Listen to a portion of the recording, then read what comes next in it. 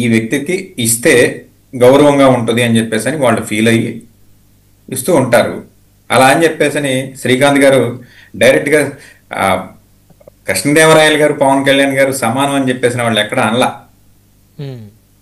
ఆ అవార్డుకి అతను తగినవాడు, ఆ అధికారంలో ఉన్నవాడు కాబట్టి వాళ్ళు ఇవ్వాలనుకున్నారు, ఇచ్చారు, అంతవరకే కానీ పవన్ కళ్యాణ్ గారు ఆ అవార్డుకి తగినవాడా అని జడ్జ్ చేయడానికి హూ ఆర్ వీ? రాష్ట్ర ప్రజలు అతను ఎమ్మెల్యేగా పనికిరాడు అనుకున్నారు. అప్పుడు 2 చోట్ల ఓడించిన మాట వాస్తవం. ఆ తర్వాత జగన్మోహన్ రెడ్డి గారి తర్వాత పవన్ కళ్యాణ్ గారు ఒక లీడర్గా మెచ్యూర్ అయ్యాడు, మన సమస్యల గురించి పోరాడుతున్నాడు, ఇతను అసెంబ్లీలో ఉంటే మనకి మన ప్రాంతానికి లేదా మన రాష్ట్రానికి కాస్త మంచి జరుగుద్ది అనుకున్నారు. దెన్ వాళ్ళందరూ కలిసి అతన్ని ఎన్నుకున్నారు. కాబట్టి మనందరం కూడా యాక్సెప్ట్ చేయాలి.